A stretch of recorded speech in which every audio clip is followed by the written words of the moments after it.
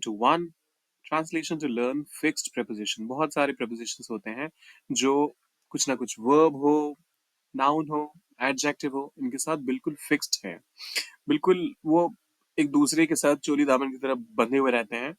तो उन्हीं में से एक के बारे में आज डिस्कशन करेंगे हम। 5 स्टेटमेंट्स हैं, फटाफट हो जाएंगे कवर वो। लेकिन उन सब के पहले आपने क्या करना है, वीडियो को करना है लाइक, चैनल को सब्सक्राइब, शेयर करना है इसे अपने दोस्तों के साथ, और कमेंट में क्या लिखना है वो भी थोड़ी देर में बताऊंगा। वैसे अगर आपका कोई टॉपिक है जिसपे आप चाहते हैं वीडियोस आने चाहिए तो लिखिए I want a video on, और फिर इस टॉपिक का नाम वो डालिए कमेंट बॉक्स में। ये चारों चीजें आपके लिए तो फ्री हैं, लेकिन हम जैसे नए क्रिएटर्स को करती हैं काफी इनकरेज। आइए करते हैं शुरुआत। कृपया तेज आवाज करने से बचें। देखिए, प्लीज ये तो कृपया के लिए इंग्लिश होगी, अब में से हर किसी को पता है, इसमें कोई कंफ्यूजन होगा ही नहीं। फिर आता है बचें, क्योंकि यहाँ पर हमारे पास कोई सब्जेक्ट नहीं है तो हम सीधा यह वर्ब को इंट्रोड्यूस कर देते हैं। बचने के लिए आप रिफ्रेन का इस्तेमाल करते हैं, प्लीज रिफ्रेन। और आप ये देखिए सजेशन में भी आ गया, जैसे मैंने रिफ्रेन REFRA टाइप किया तो प्लीज रिफ्रेन फ्रॉम, तो रिफ्रेन अपने साथ हमेशा फिक्स preposition फ्रॉम ही लेता है।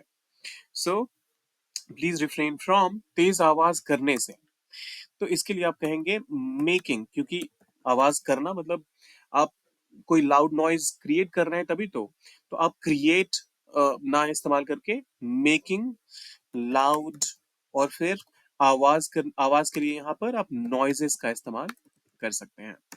So please refrain from making loud noises, please refrain from making loud noises. अब ये जो दोनों स्टेटमेंट्स हैं, ये एक खास रिक्वेस्ट थी मेरी। एक स्टूडेंट है, बहुत क्यूट है, she is studying in 5th standard. तो उसने कहा था कि मैंने ये हिंदी में कुछ स्टेटमेंट्स लिखे हैं, आप इनको ट्रांसलेट करके दिखाओ। तो ये मतलब वो कहाँ कहाँ से ये ऐसे वर्ड्स लेकर आए, लेकिन ओवरऑल अगर आप सेंटेंस को देखेंगे तो वो बड़ा ही मिस्टेक सा लग रहा है इसमें।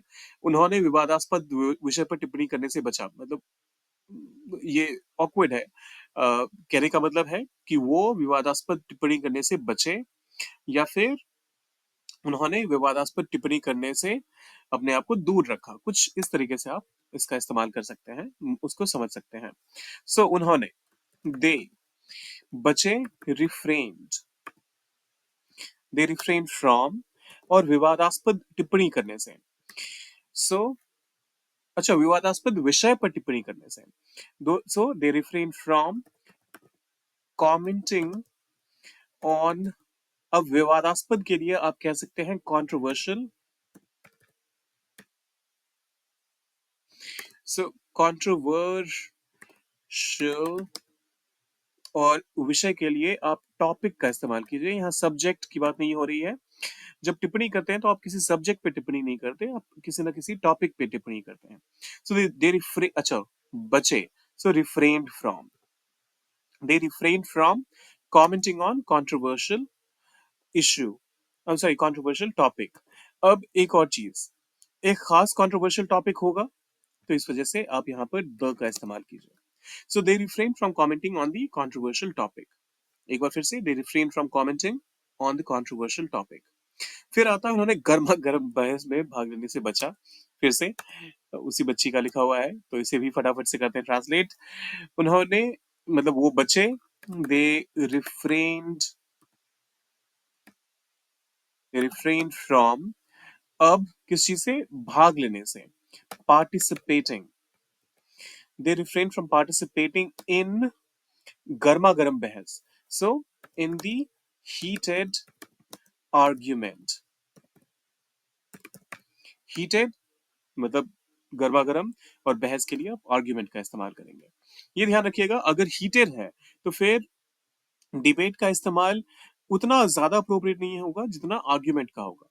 डिबेट एक बहुत ही सिविल मैनर में जब आप अपनी बात रखते हैं, सामने वाले की बात सुनते हैं, तो उसे डिबेट कहते हैं। अगर उसमें गर्मा गर्मी हो गई, बहस हो गई, तो फिर वो आर्ग्यूमेंट हो जाता है। So they refrain from participating in the heated argument. फिर आता है, उसने अपने आहार, ओ भाई साहब, उसने अपने आहार योजना के दौरान मिठाइयां खाने से बचा। Okay, so refrained he refrained from eating, खाने से बचा। सो he refrained from, वो बचा, he refrained, और from तो इसके साथ आएगा ही। ईयरिंग हो गया ये तो। ही रिफ्रेन फ्रॉम ईटिंग मिठाइयाँ। तो मिठाइयों के लिए हम स्वीट्स का इस्तेमाल करेंगे। ही रिफ्रेन फ्रॉम ईटिंग स्वीट्स अपने आहार योजना के दौरान। तो दौरान के लिए आप ड्यूरिंग का इस्तेमाल करते हैं, और अपने आहार योजना के लिए his diet plan का इस्तेमाल कर सकते हैं। He refrained from eating sweets during his diet plan. ये ध्यान रखिएगा, डाइट नहीं है ये, diet, diet. So he refrained from eating sweets during his diet plan. हम दूसरों का हमें दूसरों का जल्दी जल्दी आकलन करने से बचना चाहिए। हाँ, ये स्टेटमेंट तो ठीक है, हमें बचना चाहिए।